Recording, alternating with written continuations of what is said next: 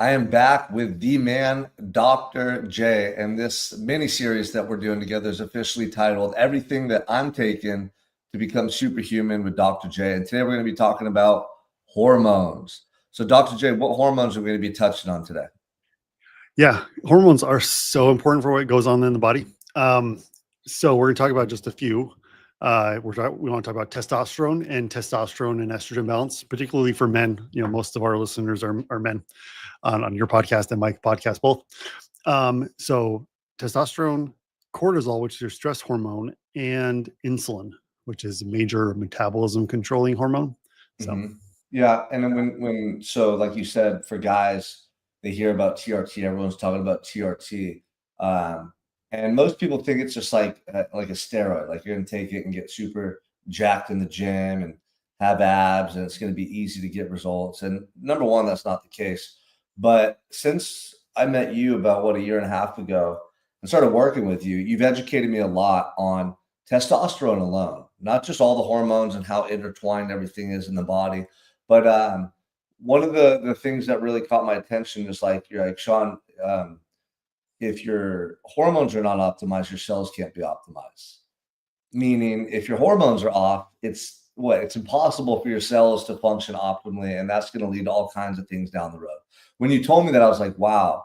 And you explained to me that your cognition and things like even like cancer, Alzheimer's, dementia, all these different things that develop in people as they get older, these ailments are somewhat preventable or are preventable if your hormones are dialed in, right? So I started on TRT personally probably a year ago.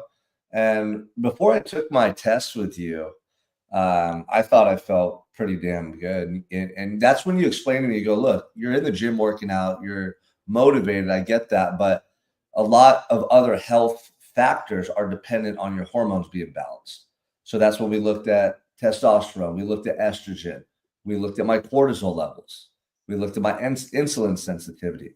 And so, since working with you and addressing those things, my health has definitely improved. Things like my sleep, my recovery. Yeah, my strength in the gym has gone up. Yeah, my results from all the work I put in the gym have improved.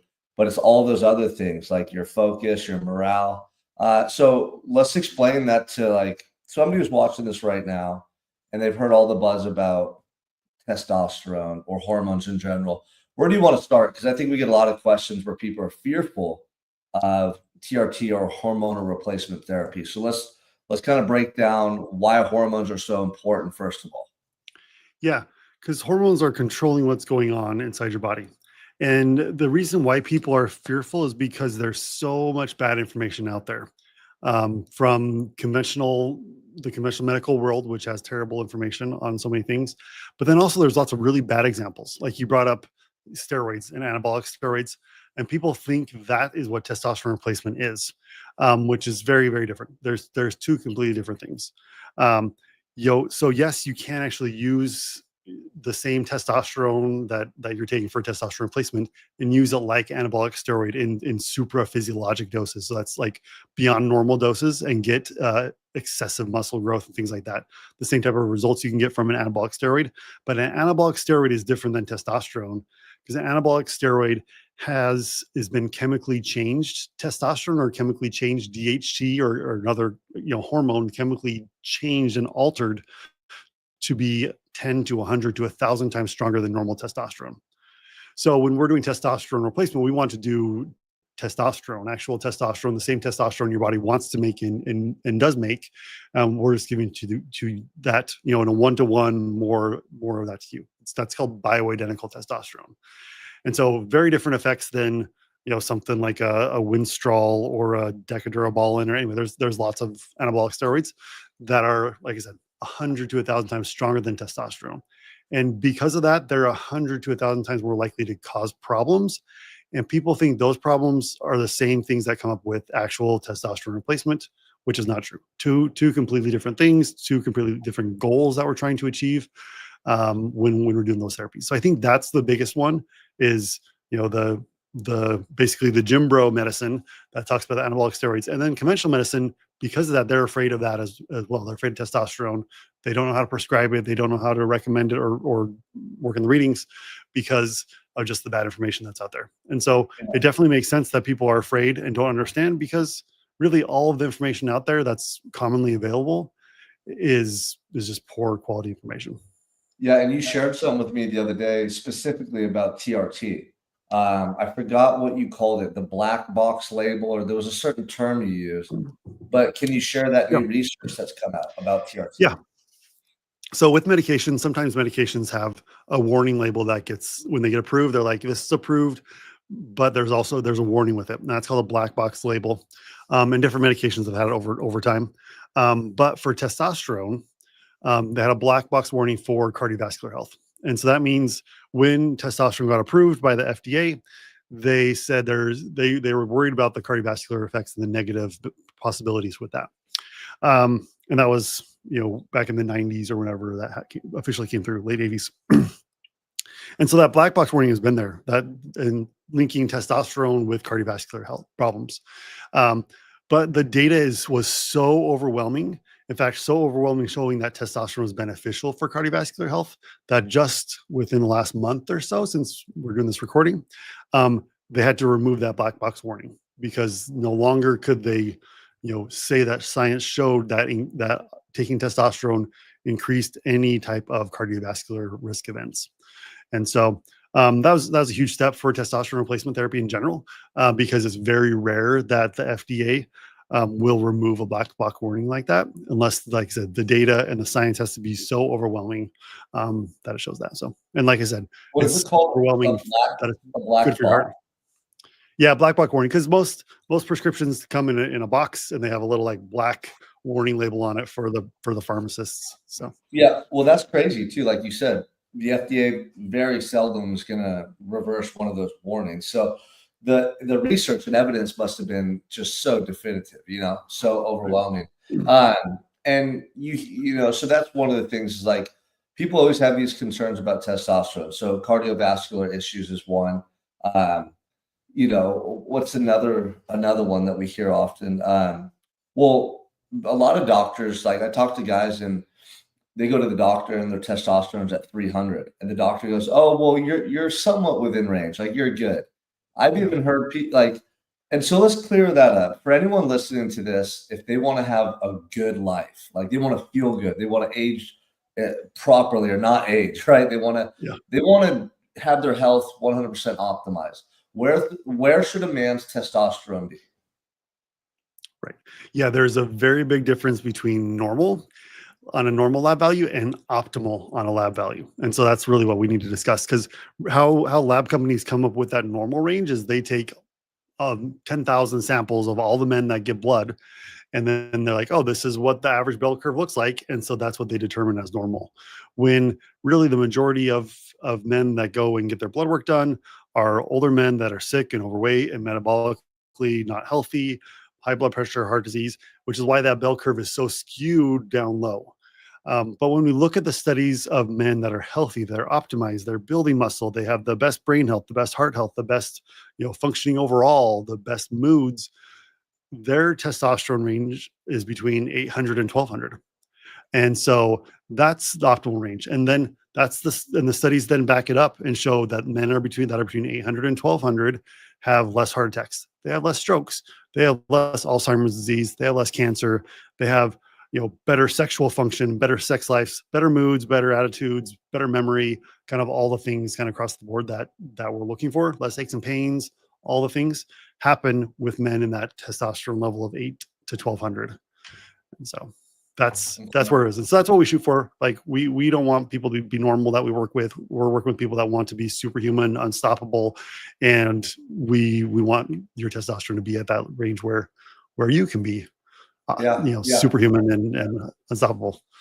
Exactly. So if someone's listening to this and you're lacking motivation, drive, your morale's down, like a lot of the guys we talk to, they have brain fog, or they feel borderline depressed. They're like, dude, I just don't feel the way I want to feel.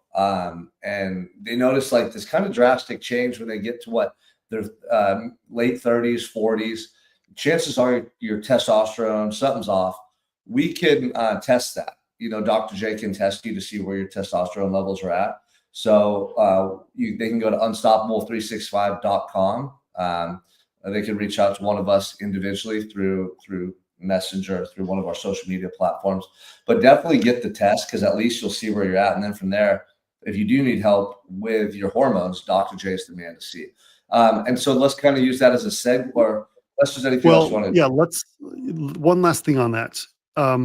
By the time you start to notice that decline, like you notice, a lot of guys are talking about the late 30s when they start to notice it.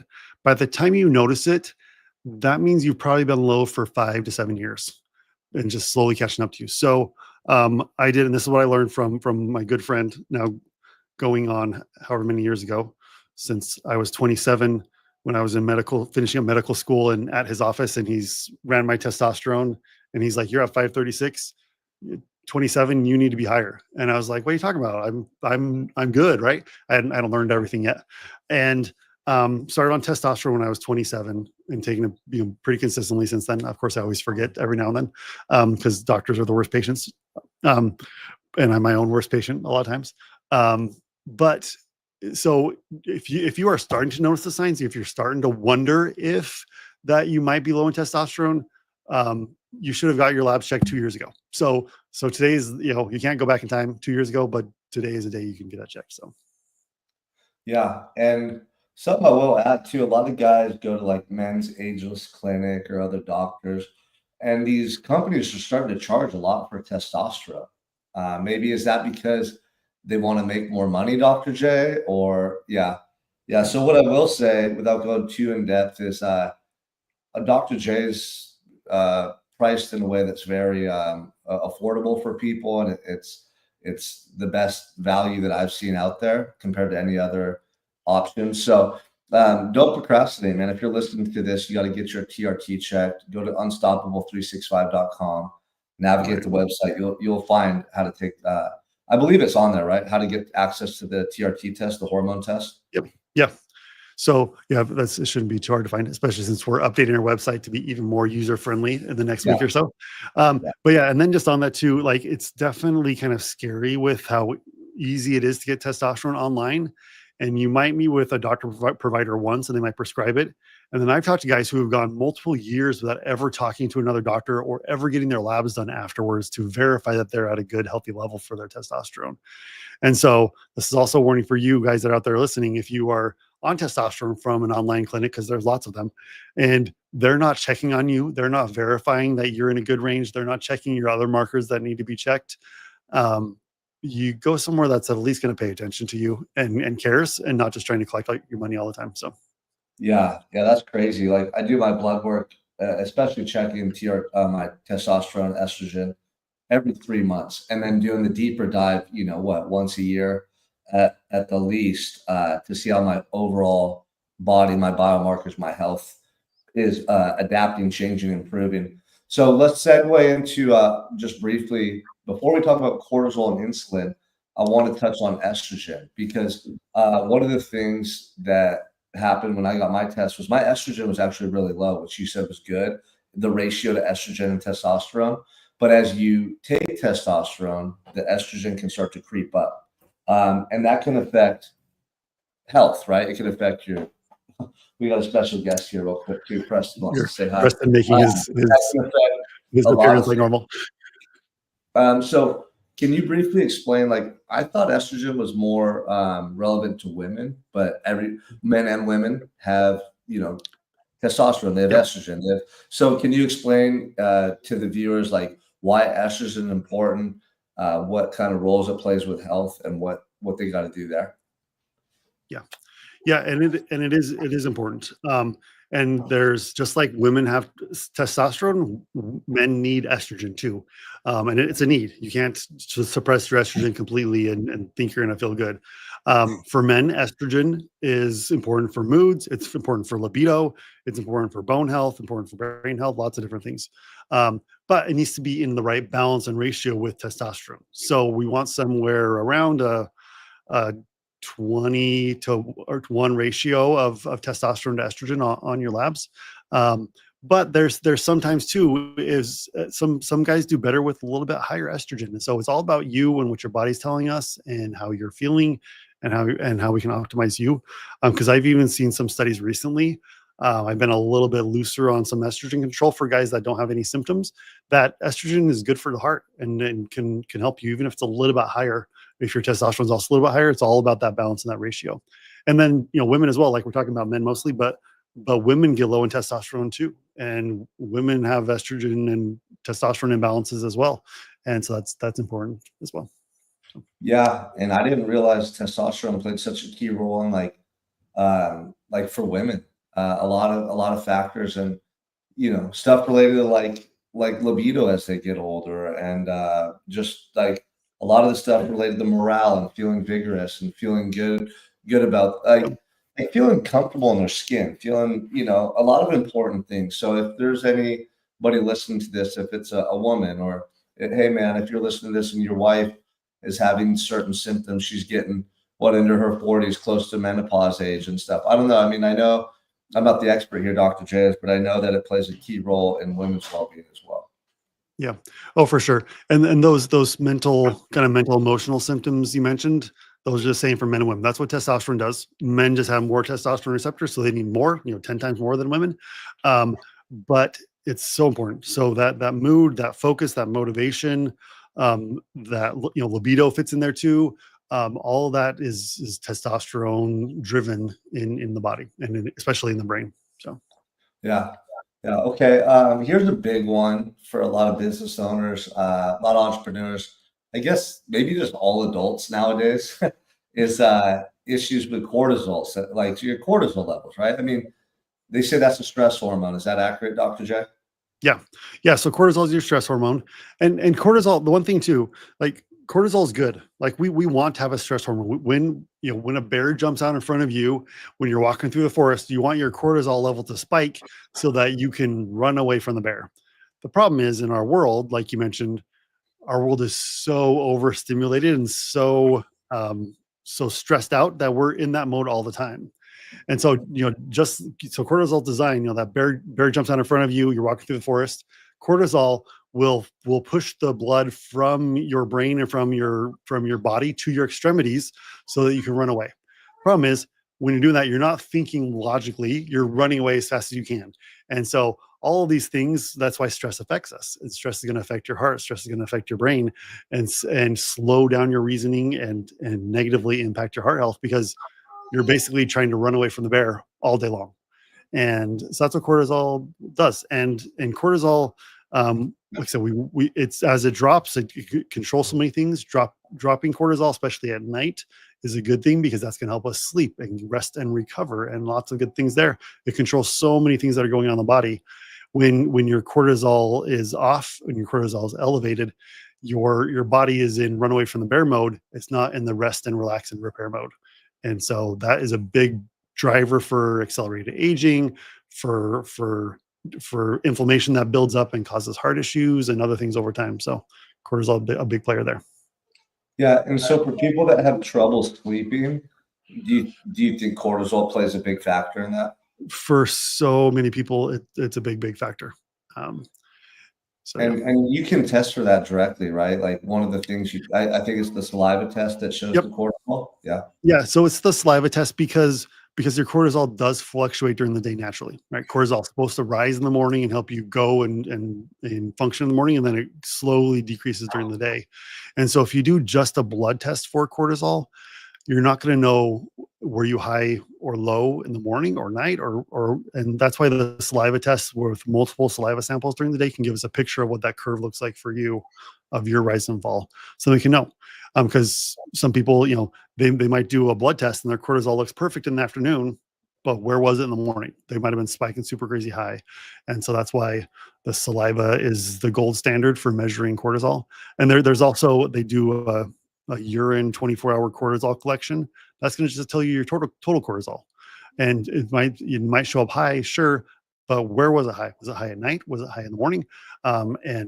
And because you treat both those differently. Like if your cortisol is high in the night, you're a very different treatment plan than for someone who has cortisol high in the morning. And so we need to. That's why the saliva, like I said, is the gold standard for seeing what your cortisol levels do. So. Yeah, that makes sense. I'm coming up soon on redoing my saliva test, my blood test, because when we first did it, my cortisol spike at night was pretty high, you know. But I Yeah. noticed since taking the supplements you recommended for me, like the nighttime and the AM, uh, the morning vitamins, and then I really think too optimizing my hormones has helped, but the quality of my sleep has improved tremendously. So if anyone's listening to this, number one, put your phone away 30 minutes before bed because we know those screens stimulate that Yep. don't Spike your they cortisol at night. Yep. yeah, right. And so, but secondly, you got to get it checked. Uh, and so yeah, like what is something that you recommend to an individual with high cortisol? Like what are the steps? Supplements included, Yep. lifestyle changes. What would you tell somebody who has high Right. cortisol? Yeah, because it's those cortisol patterns develop over years, right? So it's even if you have a super stressful day, on the day you do that, your saliva sample, it's not going to pick up very differently than it would from the day before. That might have been just a chill day resting at home on the weekend kind of thing. Because those patterns are kind of hardwired over decades for most people. And um, so yeah, it kind of depends on where you're high, where you're low, and kind of what that looks like. Sometimes people are high in the morning and they crash in the afternoon. They're high again at night. And so anyway, there's all different kind of protocols. But there's definitely lifestyle things that we need to connect. There's sleep habits, sleep hygiene ideas that can help to bring cortisol down at night. Like you mentioned, turning off your phone. Cuddling with your wife is a good way to lower cortisol at night. And so anyway, there's lots of different ways that to show just simple things that can reestablish that healthy cortisol balance. It's not like a magic one pill that suddenly you take a pill and you're good. No, you're going to slowly retrain that cortisol pathway to get back on track over time. Okay. Yeah. I mean, I'm sure phones is the biggest one for most people and just Yeah. screens in And TV general. screens. Yeah. Yeah. Um, and Oh, then another big one is people will have their phone charging next to my phone is charging right now, but their phone charging next to their head, next to their bed. And that's another big problem too, because especially when your phone is plugged in, there's so much more, EMFs and radiation that's coming off of your phone while it's actually charging. Yeah, that's a good point. That's a really good point. Okay, so touched on testosterone, estrogen, cortisol. We want to talk about insulin too, because I think you told me, correct me if I'm wrong, did you tell me insulin's the most important hormone in the body? Um, so Can you even say depending on the time of day, I might think differently, but yes, insulin controls so much of how you feel on a day-to-day basis, but also how you age over the years to come. So insulin is one of the biggest things. When that gets off track, when you have insulin resistance, it's what leads to so many of the problems. It's one of the biggest root cause problems for health in general, kind of across the board in the United States. 94% of Americans are metabolically sick with insulin resistance. So wow, that is crazy. And I can guess why, but let's right. real quickly.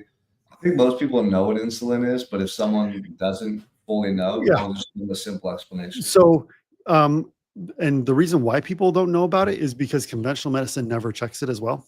So because we know that insulin is connected with their blood sugars, and so even if you go get your yearly physical from your doctor, they'll look at your blood sugars and be like, "Oh, your blood sugars are fine," um, but they need to look at your insulin because that's the more important thing.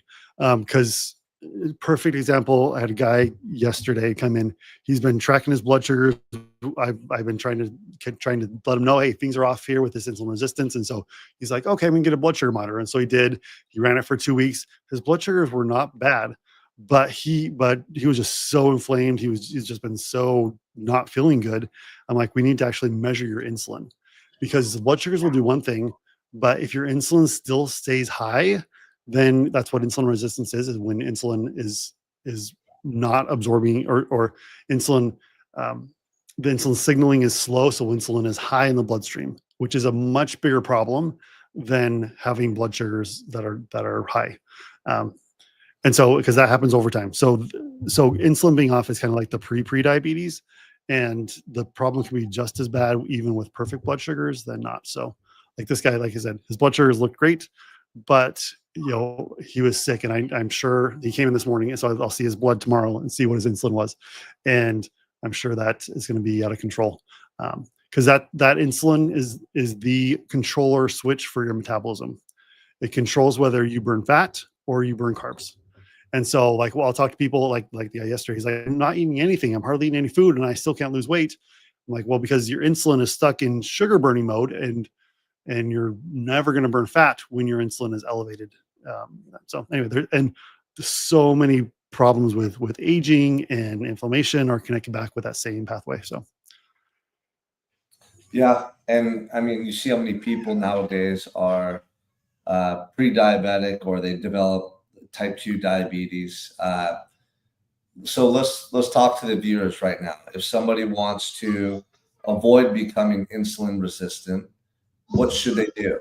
Because you just said that causes a host of health issues down the road, right?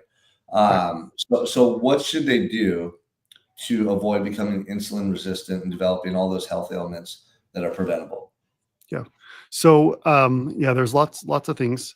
Definitely I would get your numbers checked is one of the big things. And so then you can take that number, take your fasting insulin number, and they can take your blood sugar number and you can throw it in a calculator called the HOMA-IR calculator. That's HOMA-IR.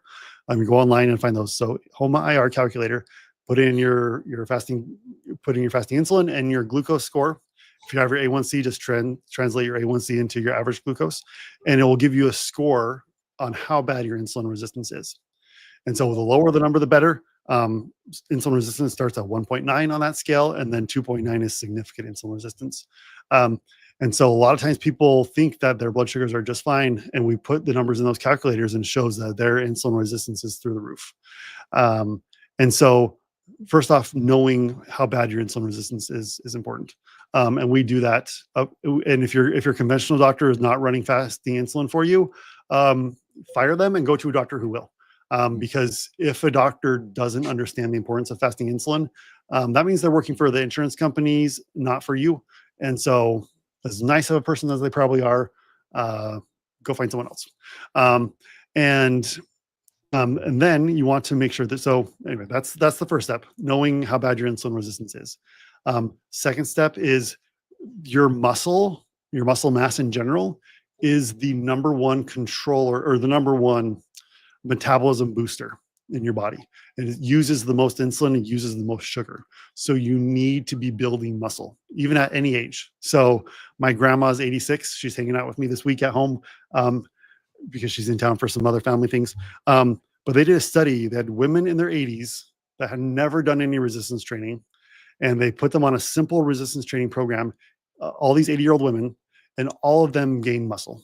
All of them built muscle with a simple resistance training protocol. So even my grandma at 86, she still doesn't follow my recommendations because she's 86 and does whatever she wants. But if she wanted to, she could build muscle. So there's no excuse for anyone to not be able to build muscle. So step number one, you need to start building muscle because that will start soaking up the sugar and start improving that insulin response. So that's key. And then you need to control your meals, time your meal planning, get your protein in, no snacking between meals, avoid, there's lots of other little details that get thrown in there, but that's step number one. And probably another one to throw in is that at the end of the day, after you're done eating, go for a 20-minute walk, and then don't eat or drink anything until your next meal the next day. We can spend a whole hour talking about all those other details, but yeah, no, those are great tips, and people think like building muscle is just for people who want to look big and buff, but that's not true. You build lean muscle so that you can do what Dr. J's talking about, improve your metabolism, improve your insulin sensitivity. I mean, there's just so many benefits that come from adding muscle to your frame. And for anyone listening to this too, it's really hard to get big and bulky. Like, it takes a lot of dedication. There's a lot of, a lot of heavy lifting, a lot of eating, meaning you got to eat in a calorie surplus, and it's not just going to happen accidentally. It's intentional. So for anyone listening to this, if you're not doing resistance training, minimum of 3 days per week, like Dr. J just mentioned, you got to get in the gym. If you don't know what workouts to do, or you need help and accountability, that's what we're here for. So go to unstoppable365.com. We have a bunch of different plans that people can sign up for. and get you in the gym, get you consistently working out. Right. So Yeah, I was trying to find a quote that I saw on social media just the other day, but I couldn't. I thought I saved it, but I couldn't find it. But it talked about going to the gym today is your insurance policy versus ending up in a wheelchair when you're 80. And so you got to build muscle. There, the data is so clear. The more muscle you can build at any age, the better your quality of life, the better your metabolism, the slower you're going to age. Everything across the board gets better by building muscle. yeah, yeah, absolutely. And kind of like to go back to what we were talking about with hormones in general. Um, Working out helps your hormones naturally to balance themselves out to an extent, right? You're not going to replace all of the testosterone you need by working out, but it definitely will help. But that's also a reason to optimize your hormones by doing a blood test or working with somebody like Dr. J, because then it becomes a lot easier for your body to build muscle, right? Like, Right. real quick, let's touch on that. For guys that are super low in testosterone levels, Dr. J, it's Yep. harder for them to build muscle, right? Absolutely. Yeah. And so I just a client came to my mind. He's one of our local guys. So I just saw him in office Monday. He was here. And so he told me like he's a guy, he's an entrepreneur. He's like, go, go, go. His business, he's about 13 to 15 million a year. So he's doing awesome with business. He's expanding, growing. And he's one of those guys that, he was doing 75 hard, 5 times in a row type of thing. And so, but he was still, 28% body, 29% body fat, I think is where he was. And he could never build muscle. And he was still kind of like, he was like during the day, mentally, he's like, go, go, go entrepreneur. But then physically, he was just crashing at night when he got home. Like he couldn't build a muscle. He couldn't feel anything. So we did the foundational stuff. Like we talked about supplements with video number 1. We did the supplements. We got him on testosterone. And he hadn't even started peptides yet, but it's just getting those few basic things dialed in. 6% drop in body fat in 6 weeks. Suddenly everything clicked in. So, getting your nutrition, which we'll talk more about nutrition, and that's going to be our next episode, about deeper dive into nutrition, but getting your supplements dialed in, getting your hormones optimized, everything is going to work better.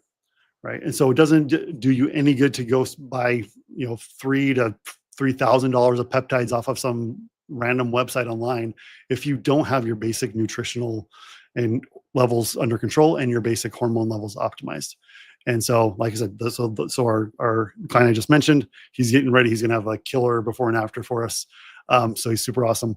And that's just going to be, a few weeks away because he's already killing it. And he's just, since he's doing so good, we threw the peptides on top to accelerate his results even more.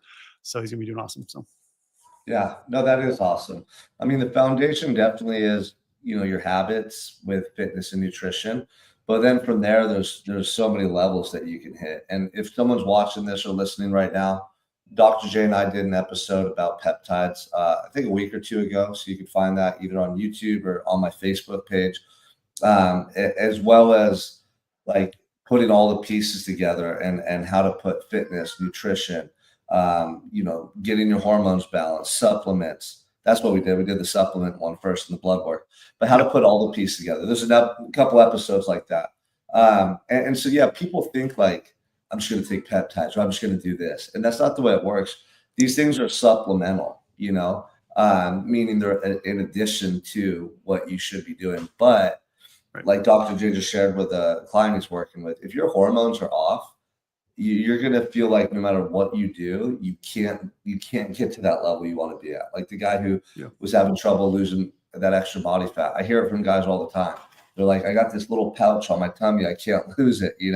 I'm working out and doing all this stuff. And it's probably either testosterone's low, estrogen's high, or both, or something's going on. Yeah. Cortisol is making it. Yeah. Yeah. You got to do the blood test. You got to do the work with Dr. J to be able to see what's taking place, internally, and then you can fix it and remedy it. So again, dude, this is a really, really good episode, Dr. J. And all the stuff we're sharing, I mean, these are the things that you've shared with me and our clients that have made a huge change in my life and radically transform our clients' lives. So if someone's listening, you can comment on this video. You can go to unstoppable365.com. You can reach out to me and Dr. J on our social media channels. And if you have questions, please ask us. That's what we're here for. and we want to help you get results and live the healthiest, most optimal life possible.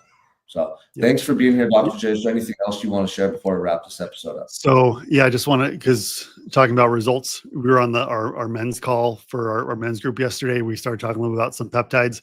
And yeah, the one guy in the chat chimed in. He's like, "Oh yeah, by the way, I'm down 90 pounds since starting working with us." So if you want results like that, we have a plan for you. Let's figure out how to customize that for you and get things dialed in. Yeah, absolutely. Let's go. All right, man. I'll see you soon. I'll talk to you soon. Thank you for your time. All right, thanks, Sean.